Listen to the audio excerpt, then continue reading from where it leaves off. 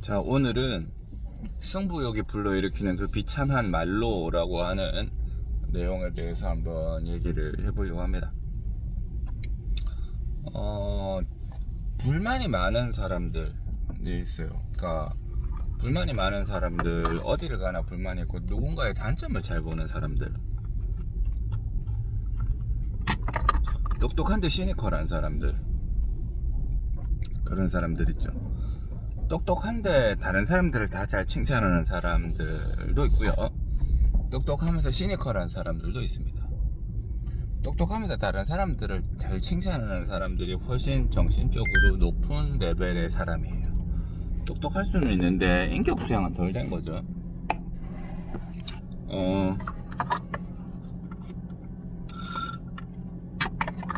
세미나를 갔어요. 학회를 갔는데 학회에서 이제 준비를 한 뭔가 부족한 부분들이 자꾸 보여요. 이거 이제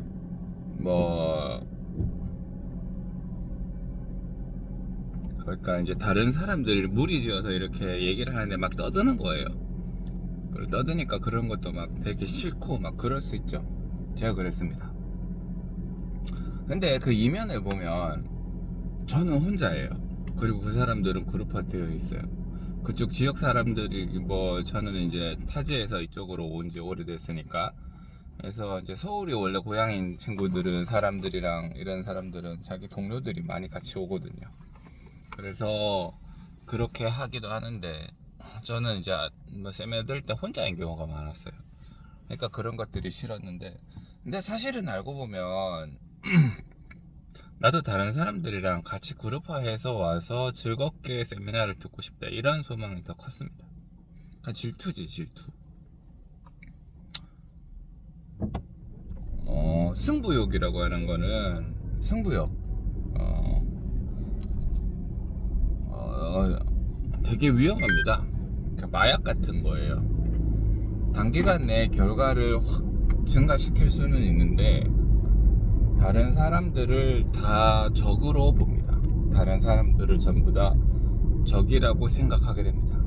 그런 경향이 자꾸 생겨요. 특히 동종업계에 있는 사람들한테 더 많이 비교를 하게 되는 경향이 있죠. 동종업이면서 자기랑 친하지 않은 사람들, 자기랑 친한 사람들이랑은 비교를 하면 안 되죠. 그렇게 하지는 않는데 자기랑 친한 사람들이 많이 있지 않을 것 같지만, 친한 사람들은 귀하니까 그렇지 않는데, 그런 사람들 주변에는 하나같이 다 마음이 넓은 사람들밖에 없어요. 마음이 좁은 사람들은 그 사람들이랑 같이 친구가 되기가 좀 어렵습니다. 우리 자기도 좁거든요. 그래서 이제 승부욕, 그러니까 승부군성에 이제 원발하게 된 이러한 어떤 성취욕들은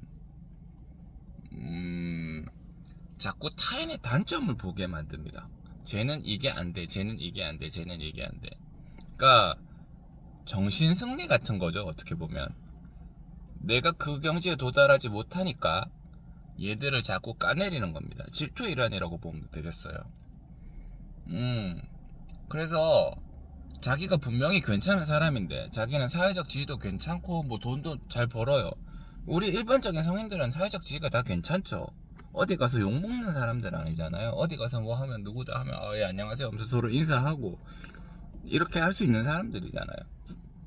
근데 자꾸 다른 사람들의 흠을 잡는 사람들은 그게 굉장히 힘듭니다. 사람들이 이거 모르지 않아요. 이 사람이 알게 모르게 내 흠을 잡고 불편한 기색을 끼친, 최소한 얼굴에는 드러나죠. 입 밖으로 내지는 않더라도 최소한 얼굴엔 드러나고, 그럼 그런 사람들이 그 사람을 보면서 저 사람은 나랑 같이 있을 때 뭔가 불편한가? 그러다가 마침내는 교류가 점점 뜸해지게 되는 거죠. 그런 거 아니라도 언젠가 한 번은 실수를 합니다. 술 많이 먹고 실수를 하든지 뭘 하든지 언젠가 한 번은 실수를 하게 됩니다. 그런 문제 때문에 그 다음에 자기 마음이 불편할 때라든지 자기 인내심이 고갈났을 때 훨씬 다른 사람들보다 빨리 폭발하죠. 뭐가 됐거나 100도씨에 도달하지 않았을 뿐 92도 93도쯤 되는 거의 끓기 직전에 물인 상태인 거예요. 그러니까 위험하죠. 그런 사람들 뜨겁습니다. 같이 가면 됩니다. 그런 상태를 계속 유지를 합니다. 그리고 자기 친한 사람들한테 다른 사람 험담을 자꾸 하게 돼요. 아무래도 자기 혼자 꾹 영원히 계속 쌓아두지는 못하거든요. 언젠가는 풀어야지. 임금님기는 당나귀기라고 언젠가는 풀어야죠. 주변 사람들한테 와서 자꾸 험담을 하게 돼요. 험담을 하게 되면 듣는 사람도 좀 부담스럽고 제3자 그 험담 당하는 그 대상도 언젠가는 결국은 알게 되죠. 그러니까 안 좋습니다. 그러니까 주변에 적이 자꾸 생겨요.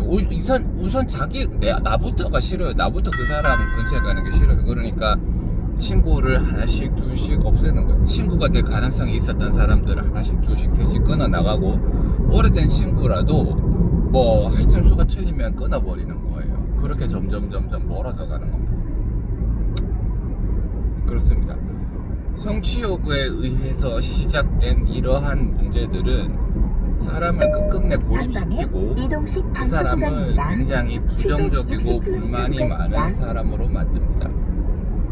단기적으로는 효과가 분명히 있지만 단기적으로는 분명히 효과가 있지만 그 사람이 노력하는 것 자체가 사실이니까 지기 싫어서 노력했다. 그래도 뭐가 됐거나 노력이니까. 그렇지만 그 끝이 안 좋다고요. 그 사람의 기본적인 베이스를 바꿔버린다.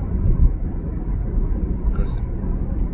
그래요. 이러한 승부욕은 어릴 때부터 길러지는 경우가 많은데 보통 비교에 의해서 길러집니다. 비교에 의해서. 부모들이 자식에게 주입시키는 거죠. 계속 비교하고 누구는 1등 했네, 누구는 2등 했네, 누구는 3등 했네. 이거는 구조적인 문제고 우리가 꼭 잘못했다 보기는 어렵습니다. 왜 그런가 하면 1등이 더 많은 거를 가져가거든요. 돈을 가져가도 더 많이 가져가고 먹을 걸 가져가도 더 많이 가져가고 한번 하다못해 이제 사람은 비교가 기본 장착이에요. 내가 쟤보다 더 잘생겼는가? 당연히 차이가 있죠. 여자들이 인기가 더 많은데 내가 좋아하는 그녀한테 고백했더니 얘는 너가 싫고 더 잘생긴 쟤가 더 좋다 이거지. 그러면 차이 있는 사람 입장에서는 비교를 하게 되죠. 아, 쟤가 더 잘생겼네. 역시 그게 메리트가 있어. 비교 우위에 대한 메리트는 확실합니다. 골프를 쳐도 250 치는 사람 있고 260 치는 사람 있고요.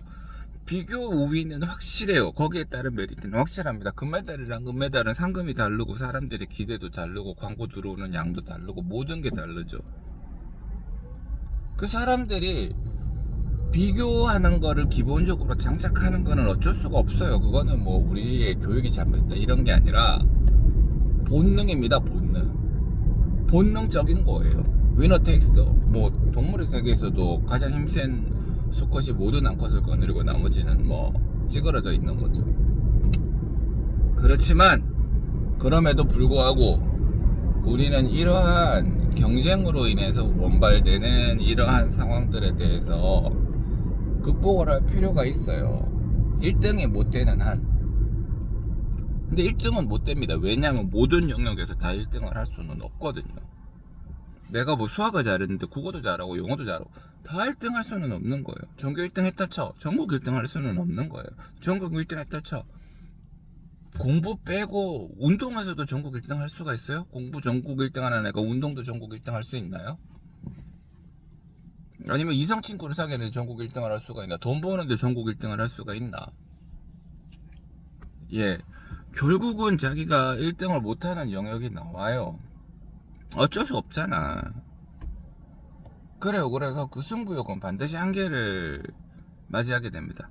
승부욕이 있다는 것 자체가 뭐 엄청나게 그거는 아닌데, 그렇지만 우리는 인간으로서, 인격인으로서 그러한 상황을 극복하기 위해 노력할 필요가 있는 거예요. 그러니까 제가 결론적으로 생각하는 성인, 훌륭한 인간은 이 비교의 본능에서부터 많이 극복을 한 거예요. 어느 정도 탈피를 한 거예요. 다른 사람들과 잘 어울리는 사람들은 어떻게 하면 되냐? 그럼 저를 예로 들어보겠습니다. 제일 안 좋은 상태에서부터 얘기를 할게요. 제일 안 좋은 상태, 남한테 험담한다. 나는 누군가를 다른 사람한테 험담한다. 나는 B한테 A를 험담한다. 이게 제일 안 좋은 상태죠.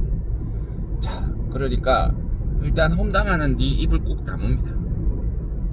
험담하는 거를 어떻게든 다물어요. 입 밖으로 내지 않으면 절반은 성공입니다. 이제 내가 다른 자리에서 다른 사람들이랑 같이 있을 때 불편하기는 하지만 입 밖으로 내지 않는 거에 성공했다. 그러니까 기본적으로 저 사람 어디 가고 흘리고 다니지는 않는다. 남 욕을 흘리고 다니지는 않는다. 그렇게 되면 두 번째로 남한테 가지고 있는 불편한 점, 그러니까 그 사람을 만났을 때 생기는 불편한 생각을 안 하려고 노력을 해보세요. 본능적으로 꾸역꾸역 올라옵니다. 안쪽에서 스물스물 올라와요. 계속 올라옵니다. 얘랑 있었으면 뭔가 불편해. 그런 생각이 스멀스멀 계속 올라와요. 그렇지만 그 자리를 떠나고 다른 생각을 하면 그런 생각이 지워지잖아요. 사람은 한꺼번에 여러 가지 생각을 할 수가 없기 때문에 누구 때문에 안 좋은 기억이 있어 화가 나. 뭐 물론 그럴 수 있죠. 그거를 험담까지 내뱉으면 그거는 이제 제일 안 좋은 상태. 험담으로 내뱉지 않고 생각이 있는데 생각을 어떻게든 컨트롤을 해갖고 그냥 그런 생각이 들었을 때 다른 생각을 해버린다든지 아니면 운동을 한다든지 이렇게 해서 그러한 생각을 머릿속에 오랫동안 머무르지 않게 하는 게 2단계입니다. 실제로 도움이 됩니다. 실제로 자기가 안 좋은 생각을 계속하면 그게 점점 증폭되다가 마지막 입으로 뱉는 거거든요. 근데 입으로 안 뱉고 그 다음에 그런 생각이 들었을 때 다른 뭔가를 하는 거예요. 다른 뭔가를 하면 처음에는 되게 힘든데 그래도 됩니다. 그렇습니다. 그게 2단계입니다. 그러니까 불평하지 않고 불편한 생각도 하지 않는다. 그게 2단계가 됩니다. 이제 3단계는 역순이죠. 다른 사람의 장점을 보려고 생각을 합니다. 뭔가 이 사람의 장점이 없을까? 계속 장점을 보려고 생각을 합니다. 그러니까 내가 되게 불편한 어떤 이벤트가 있었다 하더라도 그 불편한 이벤트에서 뭔가 내가 배운 게 있었나? 물론 불편하죠. 불편하고 다른 사람들이랑 뭐 불편하고 안 좋은 이벤트였겠죠. 그렇지만 거기에 대해서 긍정적인 부분을 어떻게든 끌어내고 찾아낼 수가 있다면 그게 3단계가 되겠죠. 4단계는 그걸 입 밖으로 내는 거예요. 아, 나는 이런 일이 있었는데 여기서 뭔가를 배웠다. 그러니까 내가 가지고 있는 불편한 감정, 부정적인 감정에 대해서는 되도록이면 함구하고 싹 빼고 입 밖에 내야 되는 순간은 언제일까요? 그게 그 사람에게 개선을 요구하는 상황일 때. 예를 들면 내가 저 사람이랑 두 번 다시 얼굴 볼 일도 없고 한데 굳이 그걸 입 밖으로 내뱉어야 되는가? 뭐 안 내뱉으면 안 되는 상황. 이거를 이 얘기를 안 하면 내가 엄청나게 폐해를 보겠다. 이런 얘기해야 되겠지만 그거 아니면 저 사람이 이 얘기를 함으로 내가 저 사람을 아껴. 그리고 저 사람이 이거 바꿨으면 좋겠어. 그럼 얘기를 해서 저 사람이 예를 들어 바뀔 것 같다. 아니면 그럴 가능성이 있다. 그러면 그런 내용을 피력해 볼 수는 있겠죠. 근데 뭐 택도 아니야. 막 싸울 일밖에 없어. 그러면 입을 함구하는 게 낫고 그 좋은 생각을 하고 그 다음에 다른 사람에 대한 칭찬을 하는 것도 분명히 배울 게 있습니다. 내가 이 사람의 장점을 보고 얘기하면 그 사람의 장점을 듣는 그 사람, 아, 그 사람이 그런 게 있어? 나도 배워야 되겠네. 장점이 있는 거죠. 그건 결국 자기한테 돌아옵니다. 그래서 여기를 가도 장점을 보는 눈, 저기를 가도 장점을 보는 눈이 계속 장착이 되면 결론적으로 누가 이득이냐? 자기가 이득입니다. 행복하잖아요. 여기 갔더니 이게 좋아, 저기 갔더니 이게 좋아. 계속 좋은 기분을 유지할 수가 있죠. 계속 좋은 기분을 유지할 수가 있습니다. 그렇기 때문에 그리고 밖에 다른 사람들한테 나가가지고 이렇게 저렇게 칭찬을 한단 말이죠. 칭찬을 하면 그 사람들도 뭔가 모르게 기분이 좋아집니다. 그리고 내가 칭찬한 그 상대가 나를 싫어할까요? 아니죠. 내가 칭찬한 그 상대의 귀에 아, 누군가가 너를 칭찬하더라. 걔가 너를 나를 좋게 생각하던가? 그래, 그런 얘기 하더라니까. 그러니까 만나서 얘기를 하면 그 사람은 이미 나를 신용하게 되고 더 서로 만났을 때 서로 안 좋은 감정이 생겨도 줄어들고 좋은 일이 있으면 역시 곱하기가 되는 거죠. 그러니까 그게 더 좋습니다. 이 모든 것들은 비교에 의해서 발생하는 비교 우위에 의해서 발생하는 이러한 점들 때문에 상대적으로 뒤처진 사람이 앞서가는 사람에게 대한 가지는 부정적인 감정이 발로된 거지만 우리는 인격자이니 아니 인격자 아니라도 우리는 생각할 수 있는 뇌를 가진 사람이니 이성적으로 생각해서 그런 것들이 좋지 않다는 생각을 자꾸 하면서 자기의 뇌를 리셋하는 거죠. 뇌를 리셋하고 하루아침에 절대 안 돼요. 10년이 걸릴 수도 있습니다. 그래도 이 사실을 알고 계속 반복하는 게 중요해요. 저는 오늘 세미나 갔다가 사실은 되게 불편했거든요. 보수교육 점수도 2점 준다 그래서 갔는데 안 줘. 그 다음 주차비도 준다 그랬는데 안 줘. 주차는 무료라 그랬는데 뭐 주차비 다 받고 막 그랬고, 그러니까 얘기랑 다르죠. 얘기랑 달라서 처음에 기분이 안 좋았어요. 안 좋고 그 세미나 갔더니 사람들 웅성웅성 떠들고 세미나 내용도 뭐 대단히 큰 게 없었거든요. 그렇지만 그러니까 저는 설명을 하기 원래는 이런 얘기를 입 밖으로 내뱉지는 않습니다. 내뱉지는 않는데 제가 이제 여기서 이런 상황이 있었다는 거에 대한 설명을 하기 위해서 내뱉는 거죠. 그런데 거기에 대한 반대로 제가 오늘 이런 영상을 찍게 된 거는 이런 생각을 평소에 계속 하고 있었기 때문이고, 그 다음에 이런 영상을 찍게 된 계기를 오늘 줬죠. 그러니까 제가 그런 생각을 다시 한번 리마인드 할 수 있게 그런 이벤트가 됐던 거예요. 아 그래 그렇지, 이런 상황이지만 뭐가 됐다 그 긍정적인 피드백을 스스로가 준 거죠. 제 스스로가 안 좋은 이벤트였지만 거기에 대한 긍정적인 피드백을 준 거죠. 그리고 찾아보면 그 길고 긴 강연 중에서 뭔가 배울 게 없었나? 아니요, 그렇지도 않습니다. 있었어요. 그게 작은 파트였다고 할지라도 그게 내 평생에 걸쳐서 조그만 재산이라도 되면 제 평생 사는 인생 중에 하루 정도 뺄 수 있잖아요. 그게 평생 정도 재산인데 그럼 비교 위에서 얼마나 가치가 있어요. 배울 게 있고 그것 때문에 생각할 게 있으니까. 그러니까 의미가 절대 없었던 건 아니에요. 의미가 있었다. 예, 그렇습니다. 그렇게 생각을 의식적으로 하려고 노력을 하고 타인에 대해 인정하려고 하고 그런 것들을 계속 생각을 하는 게 우리가 부정적인 마인드를 고치고 가지고 있는 능력 플러스 알파를 더 얻을 수 있는 어떤 좋은 어떤 촉매제가 되는 거죠.